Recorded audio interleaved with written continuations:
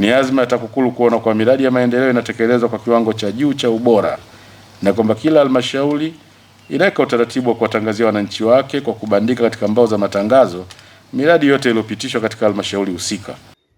Ni mkurugenzi mkuu wa taasisi ya kuzuia na kupambana na rushwa TAKUKURU nchini, Crispin Chalamila, akizungumza mkoani Morogoro wakati wa uzinduzi wa jengo jipya wa taasisi hiyo, ambapo Chalamila amewataka wakurugenzi kuhakikisha wanaweka uwazi miradi yote inayotekelezwa na serikali ili wananchi waweze kufahamu miradi hiyo pamoja na thamani zake.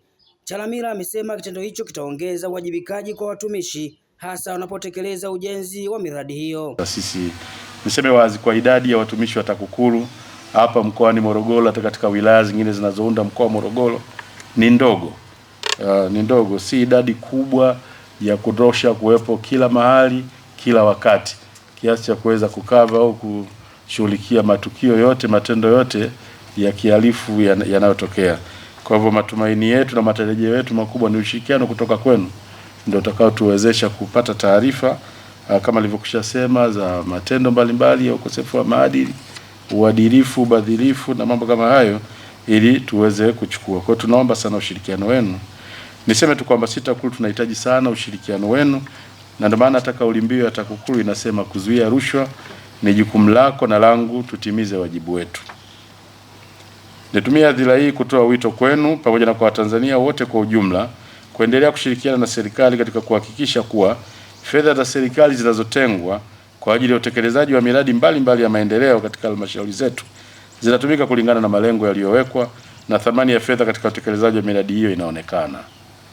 Ni azma ya TAKUKURU kuona kwa miradi ya maendeleo inatekelezwa kwa kiwango cha juu cha ubora na kwamba kila halmashauri inaweka utaratibu wa kuwatangazia wananchi wake kwa kubandika katika mbao za matangazo miradi yote iliyopitishwa katika halmashauri husika.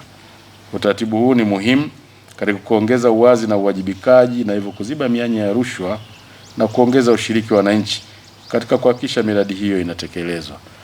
Bajeti ya mradi huu ilikuwa shilingi bilioni 1,016,922 hadi kukamilika kwa kazi zote kwa mujibu wa mawanda ya mradi kiasi cha shilingi bilioni 1,927,857,715 na senti 81 ilikuwa kimetumika, ikiwa ni ongezeko la shilingi milioni 27,840,993 na senti 73 sawa na ongezeko la asilimia 1.74 ya bajeti ya mradi.